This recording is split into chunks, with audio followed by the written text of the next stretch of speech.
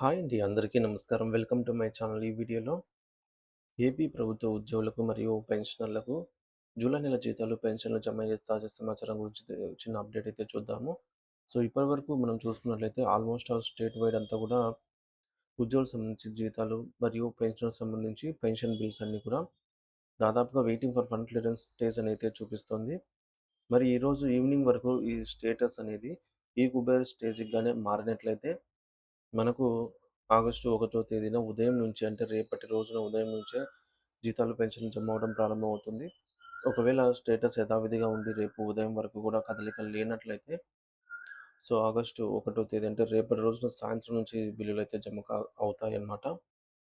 So, ఎట్టి పరిస్థితుల్లోనూ ఈరోజు ట్రెజరీ స్థాయిలో ఈ కుబేరస్ వరకు వెళ్ళేటటువంటి అవకాశం కలుగుతుంది అనైతే ఆశిద్దాము.